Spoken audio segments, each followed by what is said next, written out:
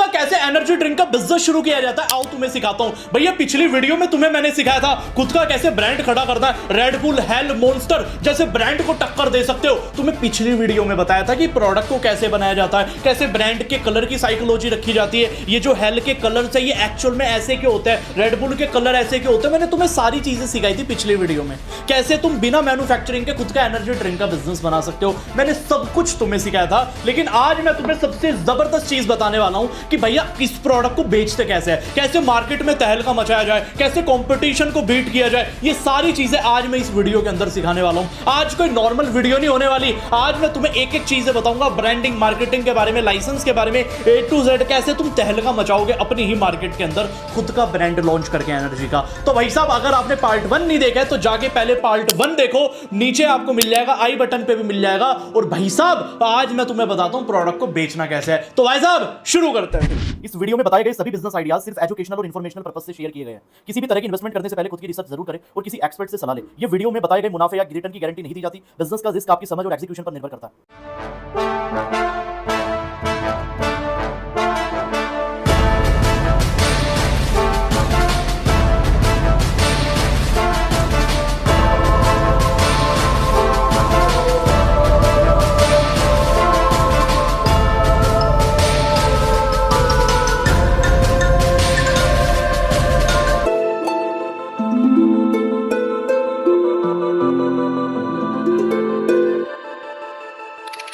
Hello, I am Kartik Devon, your favourite business idea coach. स्वागत करता हूं आज की वीडियो के अंदर, और आपका स्वागत है आज की वीडियो के अंदर क्योंकि आज हम आ चुके हैं एनर्जी ड्रिंक के पार्ट 2 के अंदर। भैया देखो पिछली वीडियो में आपको पता है मैंने कितनी सारी चीजें आपको सिखाई। मैंने बताया थर्ड पार्टी मैन्युफैक्चरिंग के थ्रू कैसे होता है, बिजनेस मॉडल क्या होता है, क्या रीजन है कि इंडिया में एनर्जी ड्रिंक की मार्केट इतनी तेजी से ग्रो कर रही है, कलर साइकोलॉजी के बारे में बताया, ब्रांड नेम कैसा होना चाहिए उसके बारे में बताया। आज मैं तुम्हें 4-5 चीजें और बताने वाला हूं। मैंने इस पूरी वीडियो का है ना 5 चैप्टर में और बांट दिया है। सबसे पहले मैं तुम्हें बताऊंगा रिक्वायर्ड लाइसेंस क्या क्या है, तुम्हें किन लाइसेंस की जरूरत पड़ेगी। स्टेप 2 में मैं तुम्हें बताऊंगा, यानी चैप्टर 2 में मैं तुम्हें बताने वाला हूं कि भाई साहब ब्रांडिंग और मार्केटिंग में डिफरेंस क्या होता है, डिफरेंस बिटवीन। तीसरी चीज मैं बताऊंगा, एक्सप्लेन करूंगा कि व्हाट इज ब्रांडिंग और कैसे ये की जाती है। और फोर्थ चीज बताऊंगा कि व्हाट इज मार्केटिंग, कैसे अपने प्रोडक्ट को बेचा जाता है मार्केट के अंदर। और पांचवी चीज बताऊंगा सप्लाई चेन मैनेजमेंट की, इस पूरे धंधे को मैनेज कैसे करना है, इसकी सप्लाई चेन। आओ बात करते हैं स्टेप नंबर 1 यानी कि चैप्टर नंबर 1 की हम बात करते हैं। रिक्वायर्ड लाइसेंस आपको क्या चाहिए। देखो इस धंधे को करने के लिए सबसे जरूरी जो लाइसेंस चाहिए,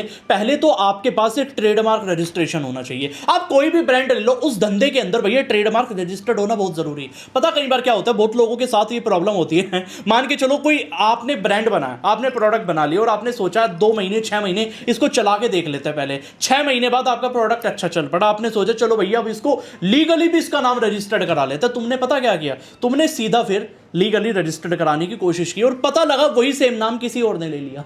अब बताओ क्या करोगे, अब तो ऑप्शन ही नहीं है, ठीक है। वरना वो तुम्हें महंगे में बेचेगा नाम, बेचे ना बेचे वो भी नहीं पता। तो यानी कि प्रॉब्लम क्या है कि ट्रेडमार्क पहले ही ले लेना चाहिए। आप चाहे धंधा शुरू करो या ना करो, आपके मन में कोई आइडिया आया मैं इस नाम से प्रोडक्ट बनाऊंगा ना, उसका ट्रेडमार्क पहले ही ले लो। ज्यादा पैसा नहीं लगता, केवल 8 से 9 हज़ार रुपए लगता है, ठीक है। आपको ट्रेडमार्क मिल जाता है, ठीक है। तो पहला रजिस्ट्रेशन ट्रेडमार्क, दूसरा तुम्हें चाहिएगा जीएसटी सर्टिफिकेशन, क्योंकि आप B2B में भी माल बेचोगे। तीसरा जो तुम्हें चाहिएगा वो फूड का लाइसेंस, फसाई का लाइसेंस तुम्हें चाहिएगा, वो तुम ले लेना क्योंकि तुम शुरू में कर रहे हो तो नॉर्मल आप लाइसेंस ले सकते हो कहीं ना कहीं। और भाई साहब तुम्हारा काम हो गया, 3 लाइसेंस मैंडेटरी है। इसके अलावा अगर तुम लेना चाहते हो MSME उद्यम रजिस्ट्रेशन करा लो, बेस्ट है। ये 4 चीज मैंने तुम्हें बता दी, 3 मैंडेटरी है, 1 तुम ले सकते हो, एडिशनल मर्जी है। 4 लाइसेंस तुम्हारे पास है, 5वें की किसी की जरूरत नहीं है।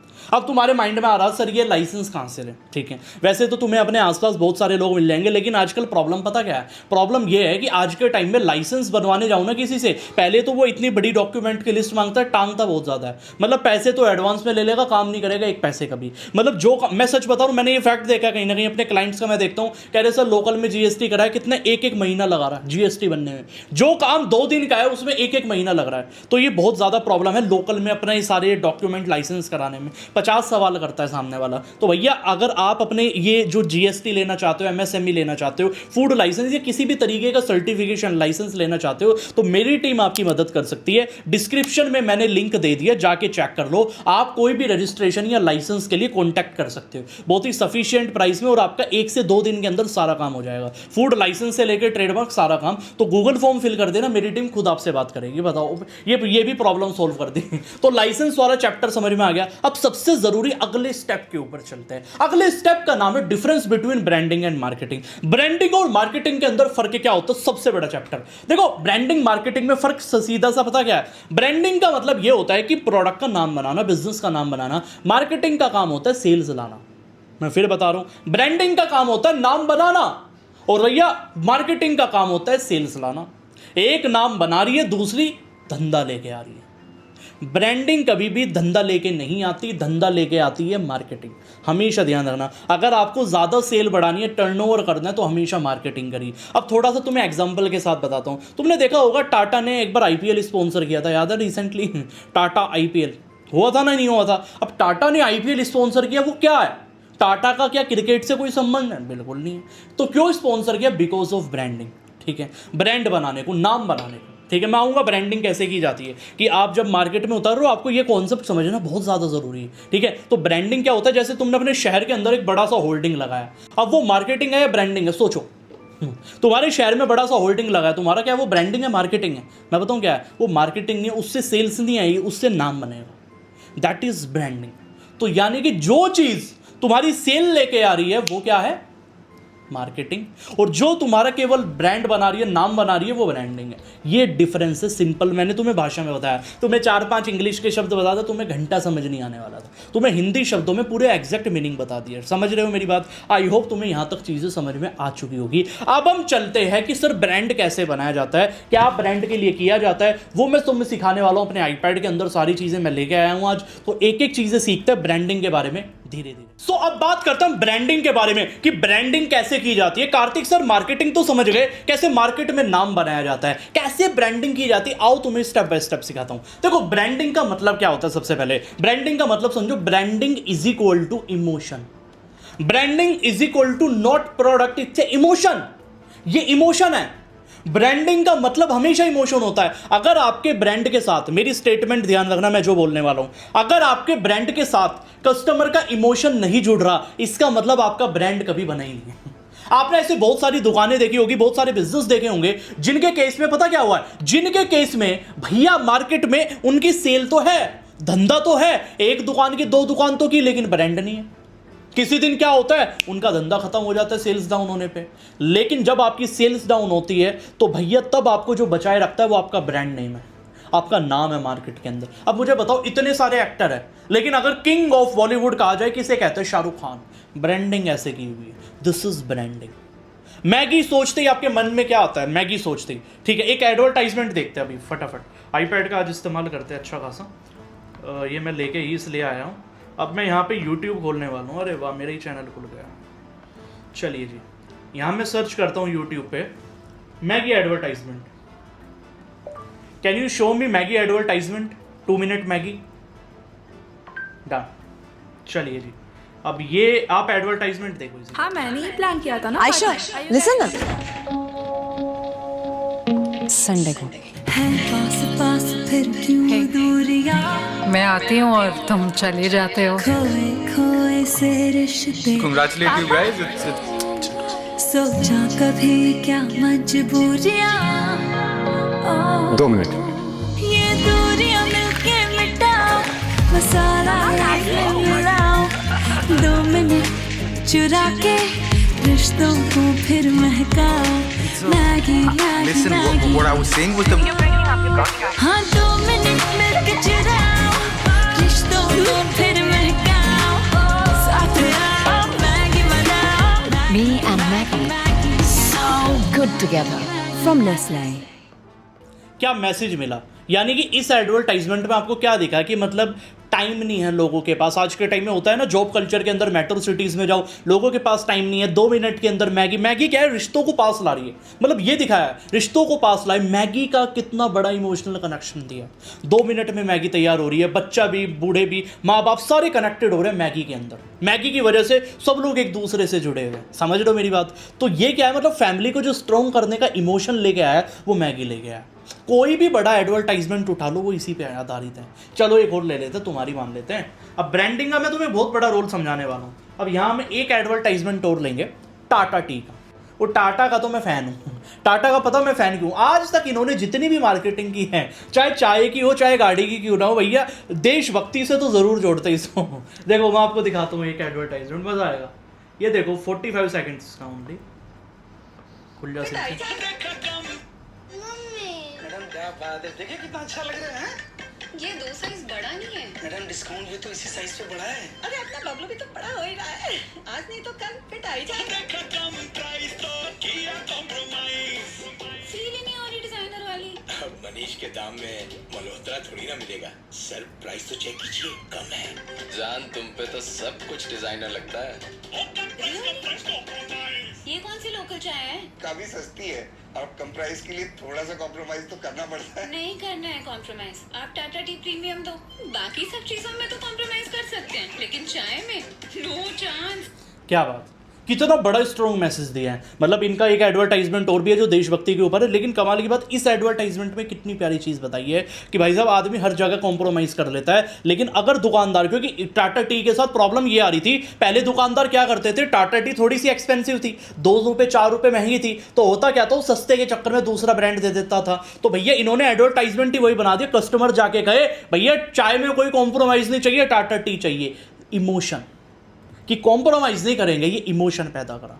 बात मेरी समझ में आ रही है? जब भी किसी ब्रांडिंग में, जब किसी ब्रांड में इमोशन पैदा हो जाता है, वो ब्रांड हमेशा ऊंचाई छूता है। बात समझ में आ गई? अब तुमने खुद का कोई एनर्जी ड्रिंक बनाया, तुम्हारे धंधे पे आता है, तुमने खुद का कोई एनर्जी ड्रिंक का बिजनेस बनाया, उसमें इमोशन क्या जुड़ा हुआ है वो पता होना चाहिए। तो मैं बता रहा था कि आपके ब्रांडिंग में आपका इमोशन जुड़ता है, आपके प्रोडक्ट में आपका इमोशन जुड़ता है। आइडेंटिटी क्या होनी चाहिए? एग्रेसिव फील होनी चाहिए, बोल्ड दिखना चाहिए। किन लोगों को टारगेट करो, दैट्स द मैटर मोस्ट। अगर जिम के लोगों को टारगेट कर रहे हो, अगर उन लोगों को टारगेट करो जो रात को जागते हैं, आपको लाइफस्टाइल ड्रिंक बनानी है। समझ रहे हो? आपको कोई नॉर्मल, आपको ये नहीं बोलना मेरी जाके ड्रिंक खरीद लो, मेरी एनर्जी ड्रिंक ले लो। आपको बोलना है ये एनर्जी ड्रिंक लो ताकि आप पूरा दिन चार्ज रहो। आपको इमोशन बेचना है। बात मेरी समझ में आ रही है? हाँ है ना? अब कौन सा इमोशन तुम्हें बेचना है? तुम्हें फैमिली वाला इमोशन, जो क्योंकि ये जेन ज़ी के लिए, तो यंग एज वालों वाला कोई इमोशन लेके आओ तो ज़्यादा बेटर रहेगा। समझ रहे हो ना मेरी बात? तो इसलिए ब्रांडिंग का आज मैंने तुम्हें कॉन्सेप्ट बड़ा खुल के बता दिया। Branding is equal to message and message is equal to emotion. Branding से मैसेज दिया जाता है, मैसेज से इमोशन पैदा होता है, वो आपको करना है, अपने ब्रांड के साथ ज़रूर करना है। चाहे वो आपके नाम में भी दिखना चाहिए, आपकी टैगलाइन में भी दिखना चाहिए, आपके एडवर्टाइजमेंट में भी दिखना चाहिए, आपकी पैकेजिंग में भी दिखना चाहिए। आई होप तुम्हें ब्रांडिंग वाला चैप्टर समझ में आ चुका होगा। बात समझ में आ रही है? कैसे करनी है वो भी मैंने तुम्हें बता दी कि अपने ब्रांडिंग पे काम करो, अपने एडवर्टाइजमेंट पे काम करो, नाम पे काम करो, टैगलाइन पे काम करो, ऐसे काम करो जिससे तुम्हारा ब्रांड नेम मार्केट में बढ़े। बात मेरी समझ में आ रही है? हाँ है ना? आज मैगी इतना बड़ा ब्रांड बन चुका है, yippee क्यों नहीं बना, क्यों पतंजलि नूडल्स क्यों नहीं बने? रीजन इमोशन पैदा नहीं कर पाए। कोई भी बड़ा ब्रांड अगर आज यहां है और दूसरा यहां है, उसका फर्क ये है कि उसकी ब्रांडिंग बहुत अच्छी है। बात समझ आ रही है? हाँ है ना? अगर समझ में आ रही है कमेंट में बताया करो, और इतनी डिटेल में कोई पूरे यूट्यूब पे बता दे मेरा नाम कार्तिक दिमानी है भाई साहब, क्योंकि आपको मैं इतनी प्योर नॉलेज देता हूं ना, ये जो नॉलेज है ना ये कोई नहीं देता मार्केट के अंदर। मैं सच बता रहा हूं, आप किसी की भी वीडियो खोलो, लोग नॉर्मल बिजनेस बता के चले जाएंगे, कोई डिटेल वाइज बात नहीं करता। कार्तिक दिवान ये सारी चीजें बिल्कुल फ्री देता है, एक पैसा आपसे चार्ज नहीं करता, बिल्कुल फ्री आपको दे रहा है। आई होप तुम्हें समझ में आ रहा है। और मैं हर हफ्ते आप लोगों से बात भी करता रहता हूं। अगर आप मेरे साथ और ज्यादा तेजी से जुड़ना चाहते हो तो मेरी व्हाट्सएप कम्युनिटी ज्वाइन कर लो। हर हफ्ते हर संडे में आप लोगों के लिए एक फ्री सेशन करता हूं जिसमें आपके डाउट्स क्लियर करता हूं। यानी मेरे से अगर आपको लाइव बातें भी करनी है, जूम के थ्रू अगर मिलना है तो क्या करना है, आप कम्युनिटी ज्वाइन कर सकते हो व्हाट्सएप की। आपको क्या करना है, मेरे डिस्क्रिप्शन में भी लिंक आ जाएगा और मेरे कमेंट सेक्शन में भी, तो पहले जाके ज्वाइन कर लो, फिर बाकी की वीडियो देखो। आओ तुम्हें अब मैं बताता हूं मार्केटिंग के बारे में। अब हम बात करते हैं मार्केटिंग के बारे में, यानी ये तो समझ गए नाम कैसे बनाया जाता है, क्या ब्रांडिंग का मतलब होता है, ये तो समझ में आ गया। अब मैं तुम्हें बताने वाला हूं कि मार्केटिंग के बारे में, सेल्स कैसे बढ़ाई जाती है। कि प्रोडक्ट तो तुमने बना लिया, लाइसेंस भी तुमने ले लिया, ब्रांडिंग भी तुम करना सीख गए, कैसे इमोशन पैदा करना है वो भी सीख गए, तुम सब कुछ सीख गए। अब सबसे बड़ा जो नंबर आ रहा है वो ये आ रहा है, सर इसको बेचे तो बेचे कैसे। बेचने का सबसे पहला फॉर्मूला है भैया, वो क्या है, वो है offline penetration. Offline market penetration क्या होता है, चैप्टर समझते हैं। ऑफलाइन मार्केट पेनिट्रेशन होता है कि जितनी भी तुम्हारी ऑफलाइन जो तुम्हारे टारगेट कस्टमर है उन लोगों को टारगेट करना। जैसे किराना स्टोर्स हुए भैया, कैंटीन्स हुई, जैसे कन्फेक्शनरी हुई, कैफेज हुए, ये क्या है, तुम्हारी टारगेट मार्केट है। इन पे जाके टारगेट करना है। बात मेरी समझ में आ रही है, हाँ या ना। इन लोगों को टारगेट करना है, इन लोगों तक अपना माल पहुंचाना है। देखो दुकानदार को क्या चाहिए, दुकानदार को तुमसे दो चीज चाहिए। आज मैं तुम्हें बहुत बड़ी प्यारी चीज बता रहा हूं। लोग कहते हैं सर दुकानदार हमारा माल नहीं लेता। क्यों नहीं लेगा माल? अगर तुम्हें बेचने की कला आती है, दुकानदार आपका माल रखेगा। दुकानदार किस लिए दुकान खोल के बैठा है, बताओ मुझे। रिटेलर किस लिए दुकान खोल के बैठा है? रिटेलर प्रॉफिट कमाने के लिए दुकान खोल के बैठा है। तुम उसको प्रॉफिट दोगे, वो तुम्हें मना कर देगा? मतलब ही नहीं है भाई साहब, कुछ ना कुछ गड़बड़ है। लोग मुझे कहते हैं कमेंट में, कह रहे हैं कार्तिक सर हमने प्रोडक्ट बना लिया, दुकानदार माल ही नहीं ले रहा। कुछ ना कुछ गड़बड़ है, या तो तुम्हारे प्रोडक्ट में दम नहीं है, सीधा सा फंडा है, तुम्हारा प्रोडक्ट बेकार है, या फिर दूसरी चीज क्या है कि तुम्हारा प्रोडक्ट तो अच्छा है लेकिन भाई साहब क्या है कि तुम उसको बेच नहीं पाए, उसको प्रॉफिट नहीं दिखा। सीधी सी चीज है। रिटेलर को दो चीज चाहिए, एक तो आपका प्रोडक्ट अच्छा हो, दूसरा उसको मार्जिन अच्छा मिल जाए, और एक तीसरी चीज हो रही है जिसको स्कीम कहते हैं। ये तीन चीज अगर तुमने रिटेलर को दे दी, वो पागल हो जाएगा, वो तुम्हारा ही माल रखेगा, सबको छोड़ देगा। टाटा जैसे ब्रांड को भी कहेगा अरे भैया बाद में बेचेंगे, पहले इनका बेचेंगे हम। समझो, ब्रांड को इससे कोई मतलब नहीं है। मैं सच बता रहा हूं, कन्फेक्शनरी ओनर को, किराना स्टोर वाले को कभी भी इस चीज से मतलब नहीं है कि आप नए ब्रांड हो पुराने हो, मतलब ही नहीं है। तीन चीज होनी चाहिए कि भैया आपका प्रोडक्ट अच्छा हो, मार्जिन आप बहुत अच्छा दे रहे हो, और स्कीम आप दे रहे हो। ये तीनों चीजें आपके अंदर है। आपको टेंशन किस बात की है, बताओ मुझे। कभी भी दिक्कत नहीं आएगी। बात मेरी समझ में आ रही है। अब एक एग्जांपल ले लो, मैं कह रहा हूं 4 पेटी अगर तुम लेके गए, 4 बॉक्सेस तुम लेके गए अपने एनर्जी ड्रिंक के, तुमने कहा भैया मैं 3 की पेमेंट लेने आऊंगा, 1 महीने एक आपका फ्री स्कीम, कि भैया 3 आप 4 हो आपको बेचने, जिसमें से मैं 3 के पैसे लूंगा। स्कीम निकाल दो, कोई एक आदमी भी मना कर जाए। अगर तुम्हारी पैकेजिंग में दम होगा, प्रोडक्ट में दम होगा, मैं सच बता रहा हूं, रिटेलर कभी मना नहीं कर सकता। लिस्ट बना के काम करना, पूरी मार्केटिंग लिस्ट बना लेना, तुम्हारे एरिया के कौन अच्छे रिटेलर है, पहले छोटे से शुरू करना। सीधा बड़े रिटेलर के पास मत भाग जाना, छोटे से शुरू करना। बात मेरी समझ में आ रही। स्कीम क्या बताई? अब तुम कहोगे सर हमें तो नुकसान हो जाएगा अगर हम एक के पैसे नहीं लेंगे। भैया मार्केटिंग में भी तो पैसा लगाओगे, लगाओगे नहीं लगाओगे? जब मार्केटिंग में तुम पैसा लगाओगे तो टेंशन किस बात की है भाई, बताओ मुझे, बताओ टेंशन किस बात की है? टेंशन है किसी बात की? बिल्कुल नहीं होनी चाहिए। तो टेंशन किस बात की है? ये फंडा है, ये सिंपल है मेरी बात मेरी आई होप तुम्हें समझ में आ रही होगी पूरी डिटेल वाइज जो मैं तुम्हें समझाने की कोशिश कर रहा हूँ। ये सबसे बड़ा रूल बताया मैंने तुम्हें। 4 बॉक्सेस देके जाओ, मैं फिर कह रहा हूँ 10 रिटेलर पकड़ो, 4 बॉक्सेस देके जाओ, 3 की पेमेंट लूंगा जी आगे, 1 के आपकी मेरी तरफ से फ्री। मार्जिन भी उसको मिल रहा है 3 पे, 1 पेटी फ्री भी मिल रही है, वो तुम्हारा माल ही रखेगा। समझ लो, मार्केट में हाहाकार मच जाएगा। पहला टेक्निक है क्या बताया, ऑफलाइन मार्केट पेनिट्रेशन। इसको कहते हैं मार्केट को पेनिट्रेट करना, मार्केट को डिसरप्ट करना। जियो आया था ना, फ्री इंटरनेट दे दिया था, मार्केट हिल गई, आज तक रिकवर नहीं कर पाई, आधे से ज्यादा तो खत्म हो गई। ये डोकोमो, यूनिनोर, इनको जानता कोई नहीं जानता, आइडिया वगैरह सब उड़ गया, कुछ नहीं बचा। बात समझ में आ रही है, हाँ है ना? तो इसीलिए मैं लोगों को कहता हूं पेनिट्रेशन करना चाहिए मार्केट के अंदर। खाओ साला, कोई दिक्कत नहीं, मार्केटिंग में पैसा लगाएंगे, टेंशन वाली बात ही नहीं। आई होप तुम्हें समझ में आ रहा होगा। मार्केटिंग का दूसरा तरीका है फ्री सैंपल कैंपेन। ये सबसे प्यारा तरीका है। मैं कह रहा हूं शुरू के अंदर भैया 100 पीसेस का फ्री सैंपल कैंपेन उतारो। एक पर्सन अपने पास रखो, एक छोटा सा आप आउटलेट बना लो। आउटलेट नहीं कहूंगा, एक आज के टाइम में बनता है ना, जैसे आप देखते हो आजकल कोई भी कैंपेन होता है रोड साइड पे, तो रोड साइड के बहुत सारे स्टॉल बन जाते हैं। तो ऐसा एक अपने ब्रांड का स्टॉल बनवाओ, ठीक है? वहां एक पर्सन रखो जो वीडियोस वगैरह रिकॉर्ड करता रहे, लोगों को सैंपल टेस्ट कराओ, लोगों का फीडबैक लो, ठीक है? एक कॉन्टेस्ट टाइप का निकाल दो, जिसका फीडबैक हमें सबसे ज्यादा अच्छा लगेगा उसको हम प्राइज देंगे, गिफ्ट भी दे दो। इससे क्या होगा, एक तो कस्टमर का फीडबैक पैदा होगा और तुम्हारे शहर के अंदर हलचल मचनी शुरू हो जाएगी। इस पूरी प्रोसेस को करने में 50,000 रुपए भी नहीं लगेंगे, लेकिन कमाल की बात है कि पूरे शहर में हाहाकार मच जाएगा। तो ये सैंपल वाला काम सबसे बेस्ट है। मैं अभी हाल ही में मैंने एक पॉडकास्ट किया, आपको पता होगा, मेरा ब्रांड बनाओ पॉडकास्ट के नाम से शो है। जो बिजनेस के बारे में जानना चाहते हैं, जो एक्चुअल रियल धंधे के बारे में जानना चाहते हैं, वो पॉडकास्ट को सब्सक्राइब करते हैं, उस पॉडकास्ट को देखते हैं। मैंने हाल ही में नमन अग्रवाल जी, यानी फाउंडर ऑफ 420 यानी अग्रवाल 420, जो बहुत बड़ा ब्रांड है इस समय मार्केट के अंदर, 900 करोड़ की वैल्यूएशन है, मैंने उनसे बात की। उन्होंने बड़ी प्यारी बात बताई, कह रहे कार्तिक जी हम अपने माल को बेचते आज भी ऐसे तरीके से हैं, हम फ्री सैंपल ट्राई करवाते हैं। कस्टमर को, कस्टमर खुद जाके दुकानदार से मांगता है। ये सबसे प्यारी टेक्निक है जो मैं तुम्हें बता रहा हूँ। फ्री सैंपल कैंपेन, सैंपल दो फ्री में, टेस्ट कराओ। लोगों को एक बार टेस्ट हिट कर गया ना, वो तुम्हारा कॉम्बो ही लेंगे, वो तुम्हारी एनर्जी ड्रिंक ही लेंगे। आई होप तुम्हें समझ में आ गया होगा। मार्केटिंग की तीसरी स्ट्रैटेजी है भैया distributor and retailer relationship strategy. ये होता है डिस्ट्रीब्यूटर अगर तुम मार्केट में बना रहे हो, अगर सीधा रिटेलर के पास जा रहे हो कोई दिक्कत नहीं, अगर डिस्ट्रीब्यूटर तुम मार्केट में बना रहे हो ना, उनका रिलेशनशिप बना के रखना। रिलेशनशिप बनाने का फॉर्मूला क्या है? देखो, डिस्ट्रीब्यूटर के पास इतना टाइम नहीं है वो किसी दुकानदार के पास जाके उसका हालचाल पूछेगा। ये काम तुम्हें करना पड़ेगा। तुम्हें हर हफ्ते एक बंदा जरूर इसलिए भेजना पड़ेगा, माल बेचने के लिए नहीं, ना पैसे लेने के लिए। तुम्हें सिर्फ इसलिए कि हमारा माल कैसा चल रहा है, अच्छा बिक रहा है, नहीं बिक रहा, कोई दिक्कत तो नहीं आ रही ब्रांड में, ठीक है। उनसे पूछो कोई आपको रिटर्न की दिक्कत तो नहीं आ रही, माल बच तो नहीं रहा। पूरी डाटा इकट्ठा करो। बात समझ में आ रही है? जब पूरा डाटा इकट्ठा करोगे ना, गेम चेंज हो जाएगी वहीं की वहीं। बात समझ में आ रही है? तो ये रिलेशनशिप बनाया जाता है इसी तरीके से।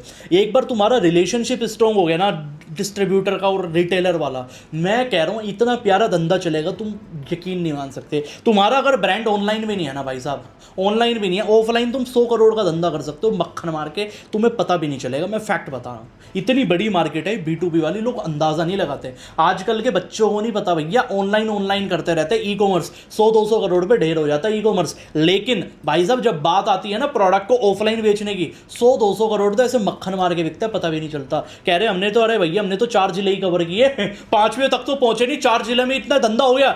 ये होती है पावर। और देखो, एनर्जी ड्रिंक ऐसी चीज है भैया, ये भी बात समझो, एनर्जी ड्रिंक ऐसी चीज है जिसकी मार्केटिंग करने की ज्यादा जरूरत नहीं है, क्योंकि एनर्जी ड्रिंक की डिमांड ऑलरेडी मार्केट में अच्छी खासी है। तो टेंशन लेने वाली बात यहीं से, आपको थोड़ी बहुत मार्केटिंग करनी है। मैं आपको आज ज्यादा गहराई में क्यों नहीं बता रहा कि ये टेक्निक लगा लो, ये स्ट्रेटेजी लगा लो, मैं इसलिए क्योंकि मैं आपको बेसिक बता रहा हूं। ये करोगे सेल बढ़ जाएगी। एनर्जी ड्रिंक की ऑलरेडी सेल बढ़ी हुई है। बात समझ में आ रही है, हाँ या ना?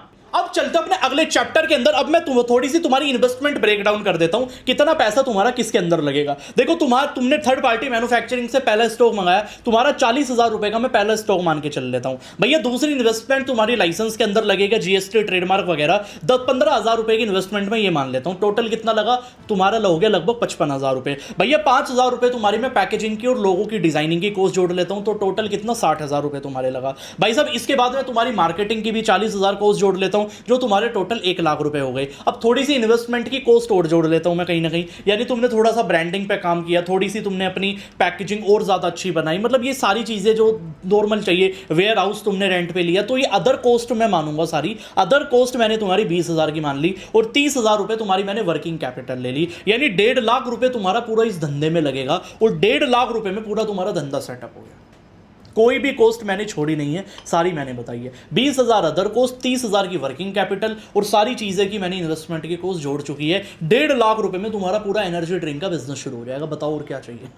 कोई दिक्कत आ रही है? नहीं आ रही। बाकी कभी भी अगर धंधे में भी दिक्कत आए ना, मैं बैठा हूँ, टेंशन क्यों ले रहे हो? कार्तिक धीमान बैठा है। अगर आप एक्चुअल में चाहते हो कि मैं आपको पर्सनली गाइड करूं, तो पता क्या करना, अगर आपका 3 लाख रुपए का मिनिमम बजट है बिजनेस करने के लिए, और आप चाहते हो आप मेरी गाइडेंस में काम करना चाहते हो, मैं बहुत ही लिमिटेड लोगों के साथ करता हूं, तो आप भैया फॉर्म फिल कर सकते हो। अगर आप सेलेक्ट होते हो तो मैं खुद पर्सनली आपसे बात करूंगा, मीटिंग करूंगा, और आपके साथ काम करूंगा, और आपका बिजनेस लॉन्च कराऊंगा 30 दिन में। एक मेरा टास्क होता है, एक मेरा प्रोग्राम होता है, 30 दिन के अंदर बिजनेस लॉन्च कराता हूं, यानी बिजनेस लॉन्च इन 30 डेज। उसका गूगल फॉर्म कमेंट सेक्शन में भी है, डिस्क्रिप्शन में भी है, फिल कर देना। फिल सिर्फ वो करना जो बिजनेस करना चाहता है, जिसके अंदर आग भरी पड़ी है। दूसरा वो फॉर्म फिल करना जिसका बजट 3 से 4 लाख रुपए का है। अगर आपका 3 लाख रुपए का बजट है तो आंख बंद करके फॉर्म फिल कर दो, मैं डेफिनेटली आपकी मदद करने की पूरी कोशिश करूंगा, क्योंकि हफ्ते महीने में 10 लोगों की मैं कर पाता हूं, तो शायद उन 10 में से आप सेलेक्ट हो जाओ, वी नेवर नो। ठीक है, लिमिटेड लोगों को हम सेलेक्ट करते हैं। अब थोड़ा सा आगे चलते हैं। इन्वेस्टमेंट की भी हमने सर बात कर ली, अब हम बात करेंगे आगे सप्लाई चेन मैनेजमेंट की, जिसके बारे में कोई बात नहीं करता। अब धीरे धीरे हमारे वीडियो की एंडिंग की तरफ, अब मैं आपको बहुत ही बड़ा कॉन्सेप्ट समझाने वाला हूं, इस पार्ट को बिल्कुल स्किप मत करना, यानी सप्लाई चेन मैनेजमेंट। आपने फूड चेन सुना होगा, इस सप्लाई चेन जिन लोगों ने नहीं सुना मैं उनको बता देता हूं। सप्लाई चेन का मतलब होता है जहां से प्रोडक्ट बन रहा है, यानी मैन्युफैक्चर से प्रोडक्ट बन रहा है, कहां आके वो रुक रहा है, फिर उसके बाद डिस्ट्रीब्यूटर के पास जा रहा है, रिटेलर के पास जा रहा है, कस्टमर के पास जा रहा है, मतलब बनने से लेके कस्टमर तक, यानी एंड कंज्यूमर तक जो वो पूरी प्रोसेस है, जहां जहां से वो होके गुजर रहा है, उसको सप्लाई चेन कहा जाता है। सिंपल है समझना। सप्लाई चेन मैनेजमेंट समझना बहुत ही ज़्यादा ज़रूरी है जब आप कोई छोटा बड़ा बिजनेस कर रहे हो। अगर आपकी सप्लाई चेन खराब होगी पूरा मामला। सप्लाई चेन का सबसे स्टेप नंबर 1 है सही मैन्युफैक्चर चुनो, यानी कि फाइंड राइट मैन्युफैक्चर। रीजन पता क्या है? देखो, अगर तुमने सही मैन्युफैक्चर नहीं चुना भैया, वो टाइमली डिलीवरी नहीं करेगा, तुम्हारी पहली चेन ही खराब हो जाएगी। कस्टमर तक माल तब पहुंचेगा जब वो बनेगा। तो मैं कह रहा हूं ना, चेन जो होती है, चेन में से अगर एक हिस्सा भी टूट जाए पूरी चेन खराब हो जाती है। ये धंधे में जो लोग सप्लाई चेन नहीं बनाते ना, उनके साथ दिक्कत पता क्या होती है? कह रहे सर हमने माल तो लिया था 1 लाख रुपए का, वो बिका क्यों नहीं? क्योंकि तुम्हें सप्लाई चेन का नहीं पता दिक्कत कहां हुई थी। अब मान के तुम्हारी 5 जगह माल जा रहा है, तुम्हारा मैन्युफैक्चर से होलसेलर पे आ रहा है, होलसेलर पे तुम्हारा डिस्ट्रीब्यूटर पे जा रहा है, डिस्ट्रीब्यूटर से रिटेलर पे जा रहा है, फिर कंज्यूमर पे जा रहा है। जब तुम्हें पता चला भैया 1 लाख कैन मेरी आ गई मैन्युफैक्चर से, होलसेलर के पास भी 1 लाख चली गई, उनकी भी पेमेंट आ गई, डिस्ट्रीब्यूटर तक चली गई, लेकिन रिटेलर तक नहीं पहुंची, माल नहीं बिका। इसका मतलब क्या है? रिटेलर वाली चेन में खराब है। तो ये पता कब चलता है? जब आप सप्लाई चेन बनाते हो। ठीक है, बात समझ में आ रही है? तो इसको ठीक करने का पहला क्या बताया? सही मैन्युफैक्चर चुनो। सही मैन्युफैक्चर क्या होता है? जो टाइमली डिलीवरी करता हो। सही मैन्युफैक्चर वो होता है जिसके पास सारे लाइसेंस हो। तीसरा सही मैन्युफैक्चर कौन होता है? मैन्युफैक्चर वो होता है जो एमओक्यू सही दे रहा है। एमओक्यू को मतलब यानी मिनिमम क्वांटिटी कितनी दे रहा है, मिनिमम ऑर्डर क्वांटिटी। यानी वो ऐसा तो नहीं कह रहा मैं आपको 10 लाख पीस ही दूंगा एक बार में, ऐसा तो आदमी नहीं है। वो देखो एमओक्यू क्या दे रहा है। सबसे जरूरी चीज क्या है कि वो भैया पूरी जो पेमेंट कर रहा है, मतलब पेमेंट में कितना टाइम मांग रहा है, क्या वो एडवांस मांग रहा है? बिल्कुल दिक्कत वाली बात है। तो कितना टाइम मांग रहा है, ये सारी चीजें देखने के बाद एक सही मैन्युफैक्चर चुनो। और एक मैन्युफैक्चर के ऊपर कभी डिपेंड मत रहना, 3 से 4 मैन्युफैक्चर होने चाहिए। बात समझ में आ रही है? अब स्टेप नंबर 2 की तरफ चलते। सप्लाई चेन में मैन्युफैक्चर वाली चेन तुम्हारी क्लियर हो। स्टेप नंबर 2 है भैया not store too much stock. ये सबसे प्यारा स्टेप है, यानी कि आपको ज्यादा स्टॉक बचा के नहीं रखना। अगर आपने ज्यादा स्टॉक बचा के रखा ना, प्रॉब्लम हो जाएगी। ज्यादा स्टॉक देखो, कम भी नहीं रखना, ज्यादा भी नहीं रखना। ज्यादा रख दिया ना, एक्सपायरी की दिक्कत है। You are doing business with energy drink. जब आप बिजनेस कर रहे हो एनर्जी ड्रिंक के साथ, भैया एक्सपायरी है 6 महीने की। समझ रहे हो मेरी बात? भैया अगर 2 महीने का माल पहले ही रख लिया ना, एक्सपायरी सोचो कितने टाइम की हो गई। समझ रहे हो मेरी बात? माल कम भी नहीं रहना चाहिए, 1 महीने का बैकअप हो इनफ है। ठीक है, इससे ज्यादा का बैकअप आपके पास नहीं होना चाहिए, क्योंकि जितना माल आ रहा है उतना बेचो। या आप कुल्लड़ नहीं बेच रहे कि 1 साल का माल पहले ही स्टोर करके रख लिया। एक्सपायरी है, एक्सपायरी प्रोडक्ट का 1 से 2 महीने का मैक्सिमम रखा जाता है माल, इससे ज़्यादा का नहीं रखता। समझ रहे हो मेरी बात? तो ये पूरा सप्लाई चेन मैनेजमेंट का सबसे बड़ा रोल है। स्टेप नंबर 2 जो तुम्हें बताया है, ज़्यादा माल कभी भी स्टोर करके नहीं रखना। तीसरे स्टेप पे चल। तीसरा स्टेप है इन्वेंटरी मैनेजमेंट। इन्वेंटरी क्या होता है? यानी जो आपका माल रखा हुआ है। अब आप सोच रहे होंगे सर अभी तो आपने बात की, इन्वेंटरी मैनेजमेंट का कभी भी ये मतलब नहीं होता आपके पास माल कितना है। भैया इन्वेंटरी मैनेजमेंट का मतलब ये होता है कि आपके पास माल कितना है, कितना माल किसको दिया है, कितना माल किसको देना होता है परमानेंट, कितना बिकता है, कितनी देर में माल आता है, कब कब माल आता है, ये पूरा डाटा रिकॉर्ड होना चाहिए एक्सेल शीट पे। बात समझ में आ रही है? कितनी कैन आई है, कितनी बेचनी है, कितनी जानी है, कितनी स्टोर करके रखनी है, कितनी वेयर हाउस के अंदर रखनी है, कितनी रिटेलर को देनी है, कितनी डिस्ट्रीब्यूटर को देनी है, क्लियर होना चाहिए डाटा पे। बात समझ में आ रही है? जिस आदमी के पास डाटा नहीं है उसका कभी धंधा जिंदगी में नहीं बढ़ सकता। बात समझ रहे हो? मैंने जो भी बड़े बिजनेसमैन से एक ही रूल सीखा है भैया, वो पता क्या है? वो है डाटा। जिस आदमी के पास डाटा है उसके धंधे में कभी दिक्कत नहीं आएगी। आपका बेटा आपसे झूठ बोल सकता है, आपका डेटा कभी आपसे झूठ नहीं बोलेगा। Always remember. बात समझ में आ रही? तो इन्वेंटरी मैनेजमेंट का सारा डाटा बना के रखो कि कितना माल है, कहां कहां जाएगा, सिंपल तरीके से। आई होप तीसरा स्टेप भी समझ में आ चुका। स्टेप नंबर 4 है डिलीवरी प्लानिंग। डिलीवरी प्लानिंग करके रखो। अगर छोटा एरिया है, अगर डिस्ट्रीब्यूटर तुम्हारा पास में 1 किलो के अंदर है, तो भैया उसको है ना डिलीवरी चाहे खुद करनी पड़े कोई दिक्कत वाली बात नहीं है, चाहे बाइक से करनी पड़े कोई दिक्कत वाली बात नहीं है। लेकिन मैं क्या कह रहा हूं कि थोड़ी हवाबाजी के चक्कर में ना लॉजिस्टिक में मत फंस जाना। एनर्जी ड्रिंक, पानी का बिजनेस, ये 2 धंधे ऐसे हैं जो धंधे ये फेल होंगे ना, लॉजिस्टिक की वजह से फेल होंगे। लोग हवाबाजी के चक्कर में बड़े बड़े लॉजिस्टिक हायर कर लेते हैं, कंपनी के साथ काम कर लेते हैं, दिक्कत आती है। तो भैया जुगाड़ तरीके से भी लॉजिस्टिक करनी पड़े कर लेना, वरना धंधा फेल हो जाएगा। आई होप तुम्हें ये पूरे स्टेप नंबर 4 समझ में आ गया। 5वां स्टेप है रिटेलर रिलेशनशिप। ये भी बहुत प्यारे स्टेप है। देखो रिटेलर का ध्यान आपको सबसे ज्यादा रखना है हमेशा। डिस्ट्रीब्यूटर भले ही आपका धोखा दे दे चल जाएगा, लेकिन रिटेलर नहीं देना चाहिए। रिटेलर के पास आपको हर महीने में एक बार जाना ही जाना है। उससे पूछना कौन सा फ्लेवर सबसे ज्यादा लोगों को पसंद आ रहा है, कितने टाइम में माल बिक रहा है, कस्टमर का क्या फीडबैक है, क्या प्राइसिंग वो कहते हैं, क्या प्राइसिंग जस्टिफाई कर रही है नहीं कर रही, मार्जिन सेट है नहीं है, स्कीम में मजा आ रहा है नहीं आ रहा। ये सारी चीजें रिटेलर से पूछते रहनी है। समझ लो मेरी बात? रिटेलर के साथ जितना ब्रांड का रिलेशनशिप अच्छा रहेगा ना, उतना बढ़िया है। अगर रिटेलर आपका गाली देता है ना, आपका ब्रांड कभी भी लंबा नहीं चलेगा। Always remember. 6ठे स्टेप की तरफ चलते हैं। स्टेप नंबर 6 में चलते हैं भैया डिमांड फोरकास्टिंग। ये भी बहुत प्यारी चीज है। देखो आपको पता ये चलना चाहिए डिमांड फोरकास्टिंग, आपके पास डाटा होना चाहिए। डाटा ये होना चाहिए कि कॉलेज एरिया में आपकी एनर्जी ड्रिंक सबसे ज्यादा बिक रही है, वो कैसे पता चलता है? मान के चलो आपके 20 रिटेलर है, उनकी लोकेशन कहाँ है, वो स्कूल कॉलेज के पास। अगर किसी एक रिटेलर की सेल ज़्यादा हो रही है, रीज़न क्या?